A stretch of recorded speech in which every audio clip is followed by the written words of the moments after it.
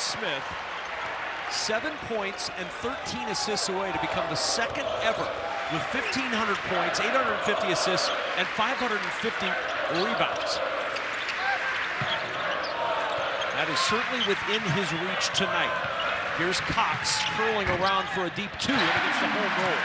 C.J. Cox has been a little bit quiet over these last 2 games, only averaging just over 6 a game. He's certainly 1 of 5 from 3, so maybe that gets his jumper going from the perimeter with the mid-range.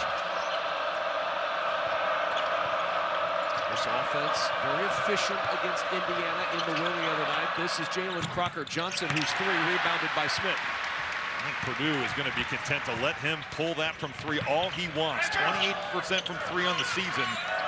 He can hurt you inside, but I think the Boilermakers are content if he wants to shoot perimeter shots. Cox the aggressor early with both Purdue shots. The rebound to Langston Reynolds, and he'll push. Now we've got a whistle, a collision, and a foul. Braden Smith colliding with Jalen Crocker-Johnson. Oscar Clough with the foul. Niko Medved in his first season as Minnesota head coach, of course, former head coach at Colorado State, at Drake, at Furman, and a former student manager under Clem Haskins at Minnesota. When you talk to Niko Medved, you can feel his enthusiasm for being in Minneapolis and how much this program has meant to him and how it shaped his basketball mindset and his basketball journey. A great hire by the university because he's a fantastic coach. Crocker-Johnson, second 3, second miss. There's Tyson with a rebound. That's something that Minnesota got with Indiana. They got on the glass, especially in that first half. They had 10 offensive rebounds, and that was a big difference in that game. There's Crocker-Johnson inside. You like him better in there, just everything but the bucket. That's where he can operate. Good help from Clough coming over to contest. Smith around the Clough screen, looking for 3. Off the heel, and Tyson has it ripped away by Kaufman-Renn. He has been a force on the offensive glass, and after the offensive rebound, then you get those step-in threes. Braden Smith torching the nets this year at over 41% from 3. Not only second in the nation in assists per game, hitting some threes. There's a steal. Smith to the other end, motoring to the rim for 2, and a 7-0 start for the Boilermakers.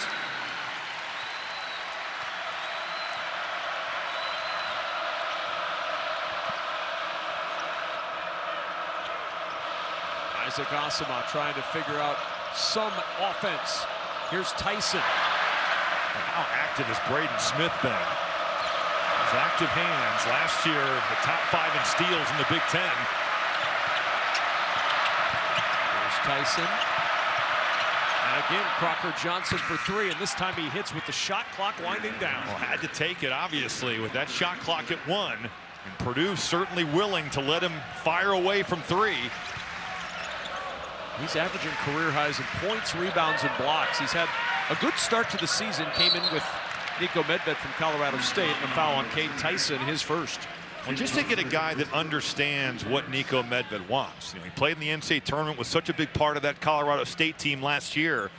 And then to just get everyone on the same page, it's so important in these new coaching hires that you bring somebody with you that can kind of keep the culture and set the standard for what you're going to build. Well, we've seen it all across college sports. If you've gotten the new job and you bring in guys that know your system, the rebuild or the build takes a lot less time. Travel on Kaufman-Renn and the turnover. Iowa State did such a good job of making that pocket pass tough. And when you can get Trey Kaufman-Renn moving and you get him in that disadvantaged basketball where now he's looking to score or he's looking to make a play for somebody else, that's where good luck stopping that. On this end, how do you get 10 involved? Tyson's really not had any touch in the flow of the offense so far. You have to think that, especially with Langston Reynolds out there on the floor, Purdue is really going to help off him. Now, they don't want him around the rim. Crocker-Johnson, you could put him into that category as well. They're going to have to get him moving, and you got to get Cade Tyson involved. And Crocker-Johnson with the foul today to hear about how Coach Painter was.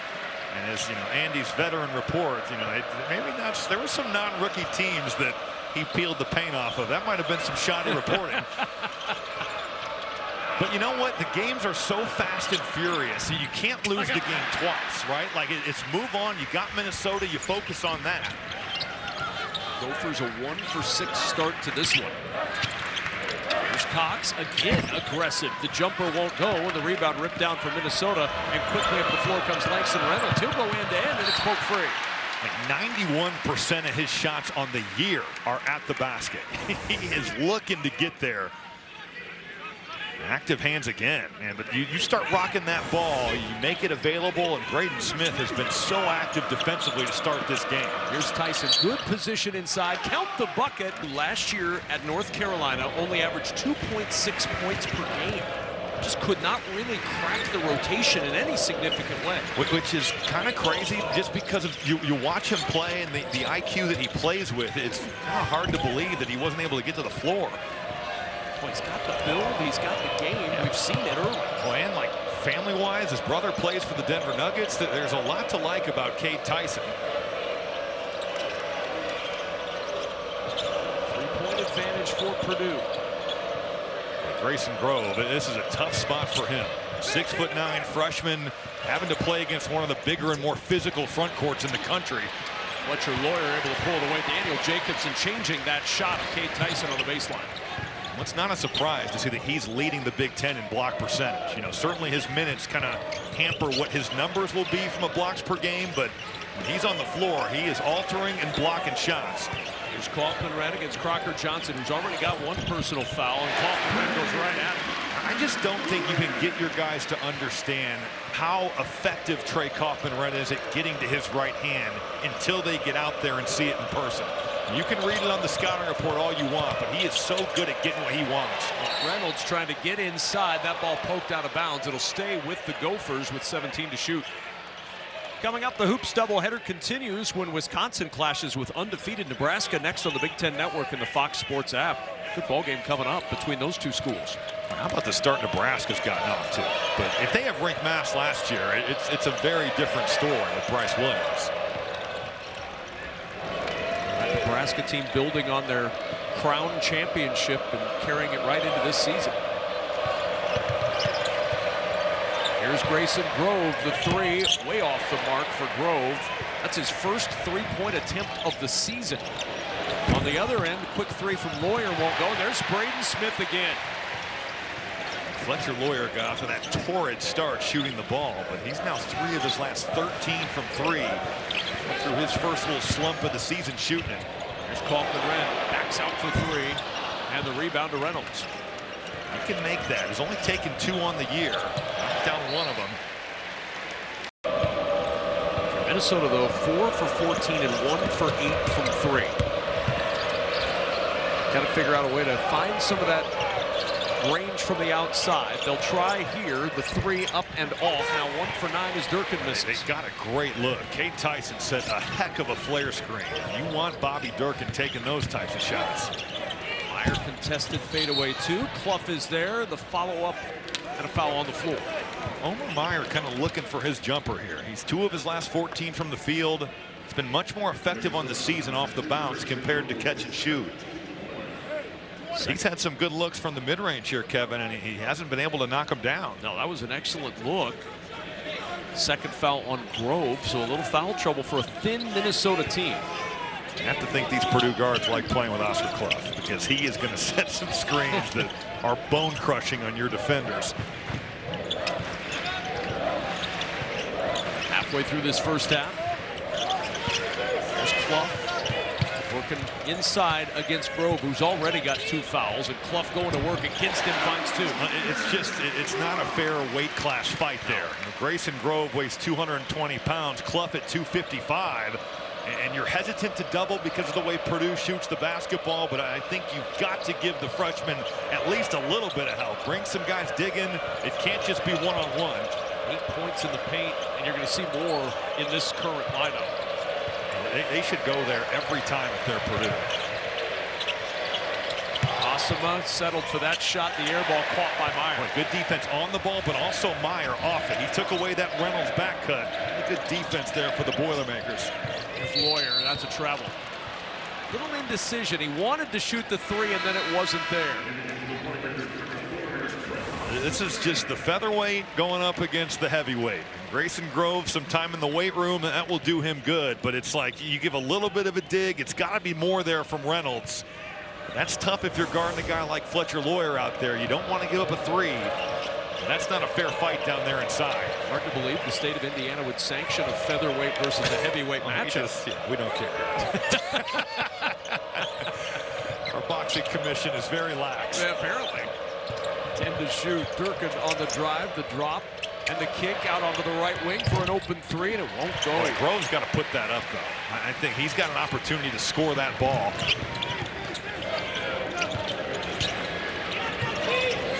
And Loyer. One thing Purdue has not been doing much this year is getting to the line. Dead last in the Big Ten in free throws made and free throw attempts per game. When you think about 2 years ago, that was kind of their great equalizer. And Yeah, Edey was as well. But the way they got teams in foul trouble and the way they could withstand some tough shooting nights because they'd live at the foul line. And that has not been the case. 18th in makes, 18th in attempts. And that's pretty wild. 6 of 14 against Iowa State on Saturday. Already now 5 of 7 at the line tonight. Gophers a 3-minute drought, 4 for 17 from the floor and 1 of 10 from 3. Now by double figures for the first time tonight. Cade Tyson, Good cut. a really good find to get it to Reynolds. But Purdue just not on the same page there with that post double. They're going to double team in the post. Cade Tyson, a great cut and then a leg whip to get that post up. Your weak side has got to be understanding that as that double comes, you're flooding that side and taking away cutters. There's nobody home for Purdue. Nice feed. Speaking of passing, Kaufman-Renn. Same story. Yep. There's just nobody there. Look at Braden Smith. And rips it away in a foul. That's awesome. The fact that's in play with Bobby Hurley, that's incredible. I was here all afternoon, didn't leave the building, and Braden Smith was on the floor. He was the first player after their shoot around, by about an hour and a half after. He was out here. That's leadership. When your best player, and this was you, Robbie, when you were a player, when your best player is your hardest worker, that sends the message to the rest of the group.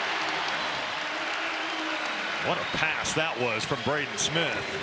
Andy, we have an award over here for you for being the first one that stayed, the only one that stayed in the building, I believe. Now, I will say, are we counting the time spent at both of the shoot-arounds? Because only 2 of us were at both today. As Purdue takes it away again. Like Braden Smith's effort defensively, he has been all over the place in this game. Smith the flip around, and it gets to Loyer. Kaufman-Renn staying with that one against Tyson.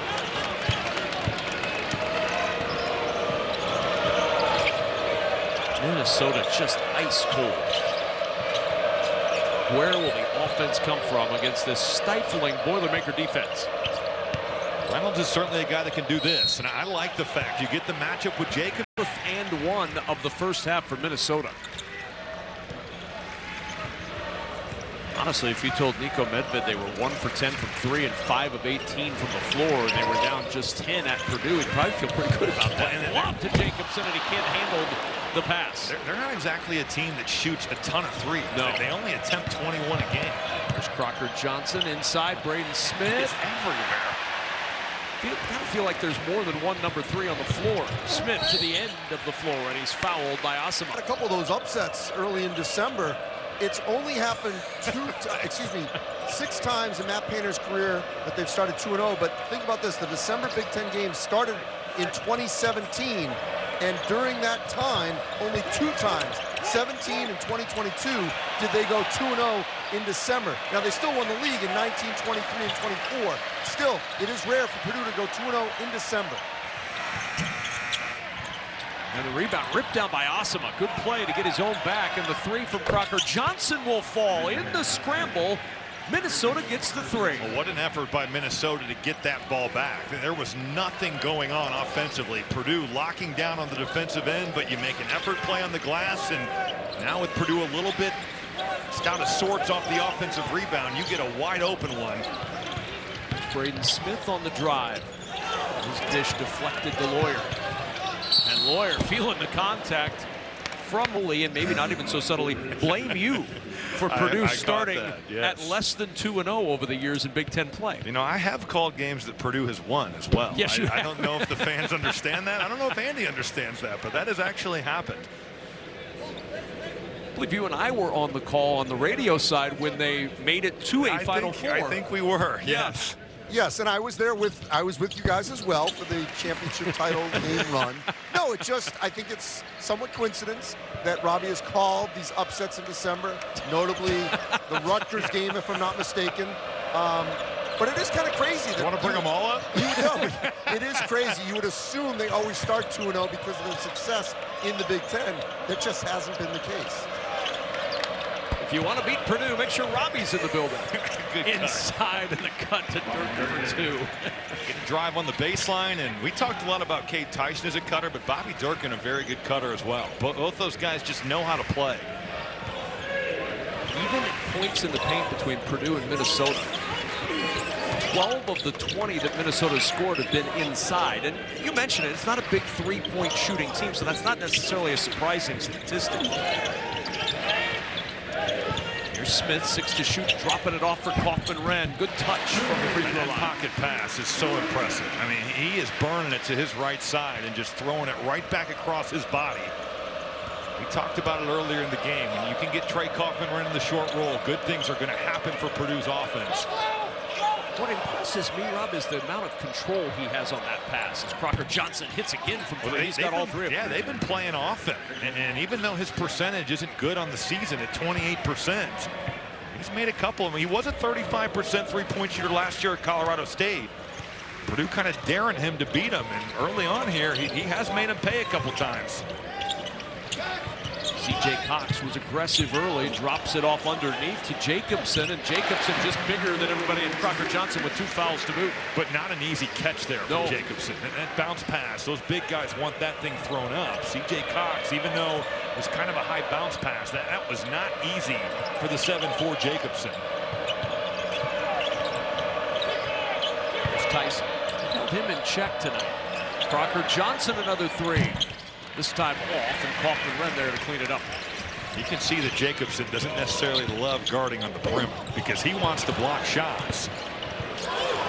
Loyer trying to save it. It ends up with Minnesota. Gophers Crocker Johnson rather 3 of 6 from 3. The rest of the team's 0 for 8. I think Braden Smith kind of got in between shooting that and passing it. Jacobson had looked away, so he was going to pass to him and then saw he wasn't going to catch it or even see it, so he kind of shot it. Ended up being an air ball. Asuma with the 3, and the first non-Crocker Johnson shot that goes in from 3 for Minnesota. All of a sudden, Minnesota's starting to catch a little bit of fire here from the three-point line. He said they're going to need to make some timely ones. Same thing as what they did against Indiana. And here to end the first half, they've now knocked down 4 of them. Smith trying to take over this game. Can't connect on that one, and Cade Tyson corrals the rebound. A little hesitation. Drop off to Tyson. What is it you said? He's outside of a couple individual possessions. They haven't been overwhelmed by Purdue's physicality. Only a 16-14 points in the paint advantage for the Boilermakers. Now Minnesota throwing a little changeup of their own here, going zone. Ball pops free. Trey Kaufman-Renn doing some work to try to keep that alive, but it came through Durkin, and he picks up the personal foul, his first. It felt like Purdue had an opportunity to kind of put Minnesota in a place where, all right, at halftime, you've got a decision to make, and kind of put it away. But give the Gophers a lot of credit here. They've hung in there, and they've played really hard in this one. Braden Smith has as well, though. He has been out here competing. On the push after the Asuma Mims. Gets the screen from Clough. That, too, rebounded by Durkin. You don't see him miss too many shots like that from 15 feet. He comes off that ball screen, and there's drop coverage, and he walks into one like that. You can almost book it all the time. Here's Reynolds. Drive it inside, as he is wont to do, and he gets 2 more. It's a 3-point game. And Langston Reynolds does not care. If he's got a 7'4" guy, 7 foot, that does not matter. Got a little uneasy feeling at Mackey Arena right now. 7-0 Minnesota run with a minute to go in this first half. Purdue loves to attack zones with that ball screen. Braden Smith gets the overload, and I just think Jakari Harris, you can get that whenever. Oh, and it ends up in the hands of Clough down low on the ricochet. Look what I found. 2 more on the board. I think with Jalen Crocker-Johnson in foul trouble and just Minnesota's lack of height, that Purdue would be wise to go into Oscar Clough. Go to that paint and make him pay for it. There's Tyson. Around the Crocker-Johnson screen. 10 to shoot for Minnesota. Crocker-Johnson deep 2, and it rolls home. He's burned Purdue with the jumper. Coming up, stick around. The halftime show is coming up, presented by State Farm. Dave Revson, Raphael Davis, Seth Davis, basketball and Michigan football reaction.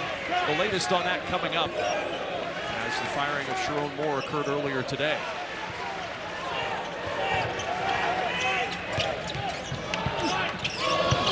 Ren spinning inside, shot put, won't go. We have reached halftime at Mackey Arena, and it's a 3. The sold-out crowd trying to do everything they can to jumpstart Purdue. Minnesota ending the half, Robbie Hummel, on a 9-2 run, and Minnesota with the ball to start things off. Just really impressed by the response of the Gophers. And certainly Purdue having an opportunity to throw a haymaker there and maybe even a knockout punch, and Minnesota didn't go away, made a couple timely threes, and I've just been a little surprised that Purdue hasn't looked to maybe utilize their size and their advantage on the inside a little bit more. Especially with the foul trouble we saw from Minnesota in that first half. It's not a deep team anyway, but it didn't feel like Purdue took full advantage of it. No, only an 18-16 advantage on points in the paint. I would be shocked if Purdue does not go inside every time to start this second half. Here's Durkin with the 3. Pinballs out into the hands of Cox. Keeps it a 3-point game. Who's fortunate there. Durkin flying off that screen. I thought Clough could have maybe jumped off and at least showed a little bit. He got a great look. Kaufman Ren now against Kate Tyson. He's banging his way inside to the rim for 2. That's by design. And I don't know why Purdue would go away from that at all until Minnesota brings a post double. 8 points, 5 rebounds now for Trey Kaufman-Ren.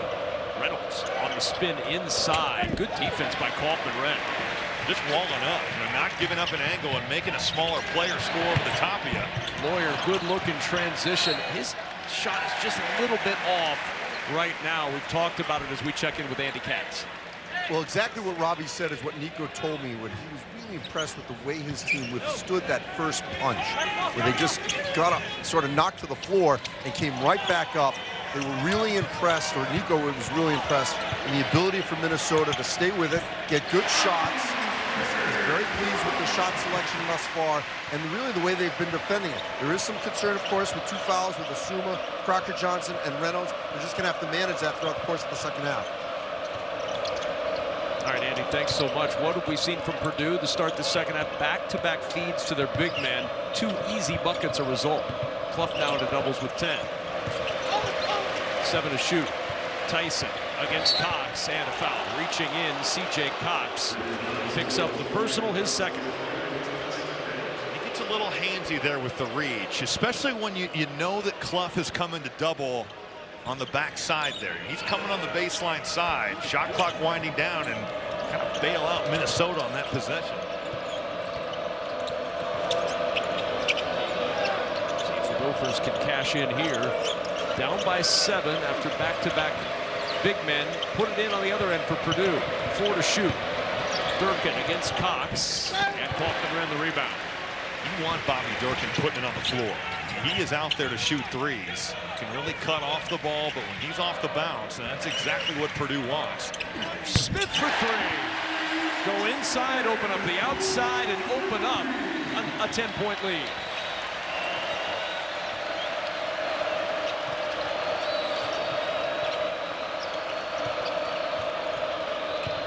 Tyson, elbow jumper. And the rebound, Clough. 0 for 4 from the floor to start the second half for the Gophers.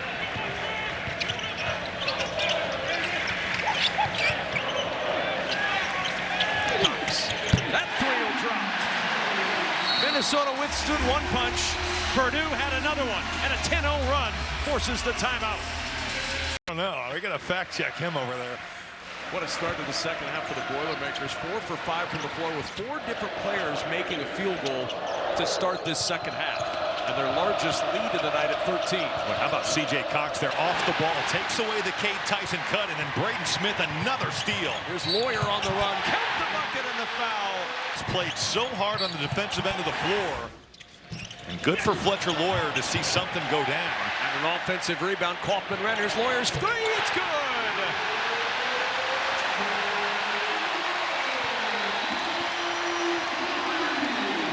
A 15-0 run. And Purdue's taking control.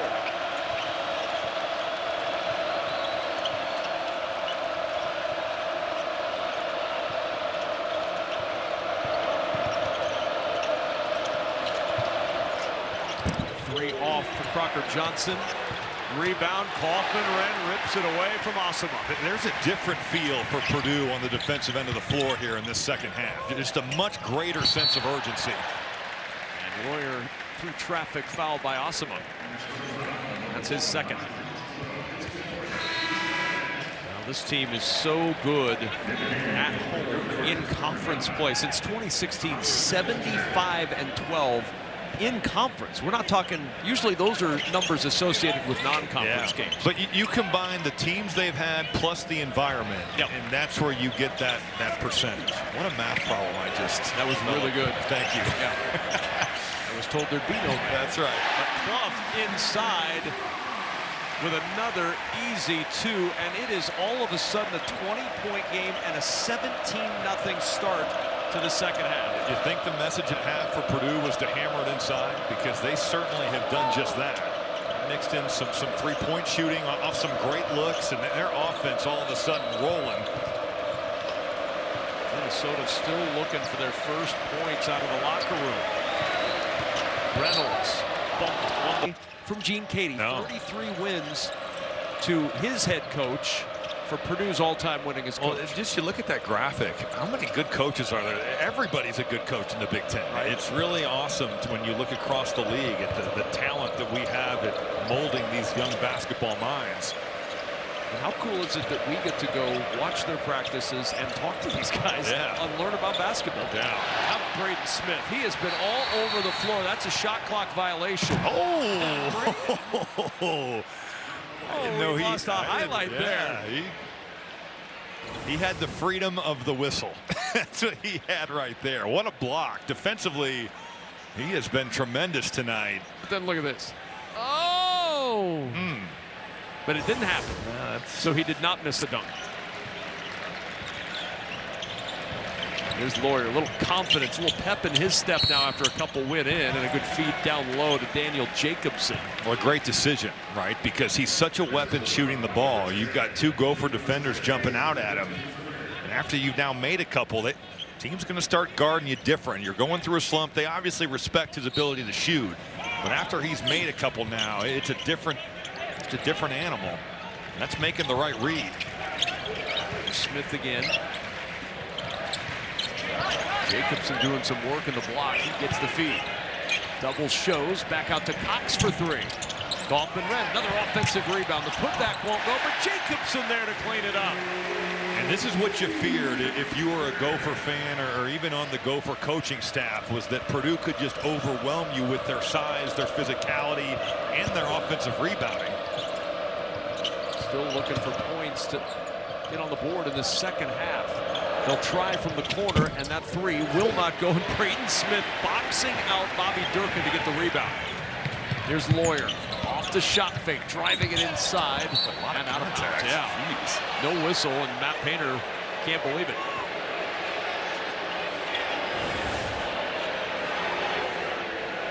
In transition, Purdue playing off a closeout here. Crocker-Johnson does leave his feet there. He's close to that restricted area. Purdue content right now with a 19-0 run to start the second half. And still a lid on the basket for Minnesota, and we've got a foul going. 4 fouls on Osama now. 3 on Crocker-Johnson. There's Smith. Wow, to Jacobson, and the alley-oop flushed home. 21-0. A 3-touchdown burst out of the locker room for Purdue in the second half. Just like that, they're up to 30 points in the paint. It was a clear directive, whether it's in the post up, off the drive, out of pick and roll. They were going to throw it inside. And finally, Minnesota cracks the seal on scoring. 19-0 for Purdue before Tyson is able to get on the board. What a job they've done on the second leading scorer in the Big Ten tonight with just 7 points.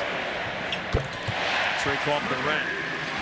The paint points soaring right now for Purdue. You called for it to start this second half. And Minnesota just doesn't have an answer. Whether they go man or they go zone, the size and the physicality of Purdue has just overwhelmed them in the second half. Tyson off the Reynolds miss. His shot blocked away. Kaufman-Renn peels it away. Jacobson. Tough catch, and it's knocked out of bounds. Let's go back to the play a moment ago to Jacobson. This time it's out of the pick and roll. You're bringing your big out. He sets the screen, and now you're rolling. There's just nobody home. You got Trey Kaufman-Renn ducking in on the strong side, occupying that help.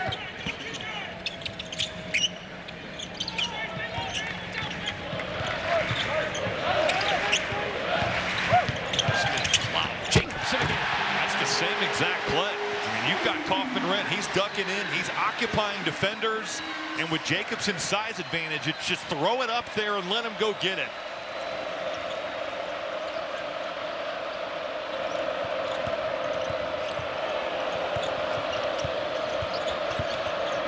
Tyson inside and a travel.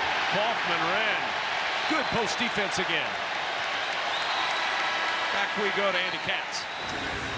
Daniel Jacobson, after he missed essentially almost all of last season with that leg injury, he needed something this summer to build that confidence. Played on that USA Basketball U19 gold medal team that was coached by Tommy Loyer of Arizona. Played with Koa Pete, AJ DeBonsa. You could see how confident he is. Now in his game, he's gotten bigger and stronger. He needed action like that over the summer, and it's really helped him. And it's helped Purdue 27-2 in the second half for the Boilermakers. Well, Minnesota's 2-3 zone has not had much resistance, and Trey Kaufman-Renn is just flashing in there and shooting floaters off of one pass. Trey Kaufman-Renn, 5th double-double of the year, 9th of his career. Been a real workman-like double-double, and again, Andy talked about no paint peeling after the Iowa State loss for Purdue in the locker room. I can't imagine Matt Painter spent a lot of time peeling paint off the walls at halftime of this game, but it does appear that they said, get it inside. Yeah, we have to be more focused in the attack, is I'm sure what their message was. And clearly message received. Reynolds, 3 on the shot clock. Crocker Johnson. He doesn't know it. Has to hoist quickly, didn't get it to go, and there's Braden Smith again.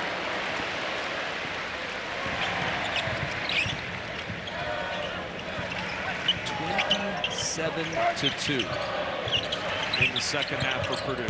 Kevin, we've seen Braden Smith do a ton of incredible things offensively, but just in terms of his defensive effort and the energy that he's extended on that end tonight, it's just about as good as I can ever remember. It's as complete a game as I think we've seen in a long time. His offensive abilities and his performances are what they are. He's certainly been better on that end than we've seen tonight, but the defensive effort here has been outstanding. And a whistle away from the ball and a foul. Statistical numbers of a triple-double 10 times in his career. He's 4 rebounds away from a triple-double, and I will just point out, he's 4 rebounds and 5 steals away from a quadruple-double. He better start gambling if he's going to get to that. And if you're wondering, it has happened before. Lester Hudson in the 2007-2008 season recorded the only quadruple double in NCAA Division I men's basketball history. Look at you diving deep. You got to find that answer, because if that happens tonight, you got to be ready. He did it against Central Baptist College. 25 points, 12 rebounds, 10 assists, and 10 steals. It's a good night. I would say. Braden Smith hunting down that quadruple double. Can't get a steal here, but we'll go with that story. You get a turnover though, man. But that doesn't count in your quadruple double. That's like You know, him and Jack Benter are having a conversation here, and that's probably a bit of a force, but I felt this when I played with Ricky Rubio. You better be ready. Yeah. Because this dude can embarrass you and hit you in the face with some passes, right? Like he just, you better be aware if you're cutting, if you're you know, even if you're hanging out on the three-point line, he is going to see you. His vision is incredible. For a time, Ricky Rubio might have been the best passer. No question. Tyson, 5 to shoot. Crocker Johnson to work against Benter, clears some space and gets the 2. Crowd, as you might imagine, not. They thought maybe a little discard there with the off arm. Makes it a 29-4 Purdue advantage in the second half and a 64-36 lead on the scoreboard. I love running these handoffs for Loyer to get to his right hand. That was pretty well defended, but then you handle all of it with Loyer.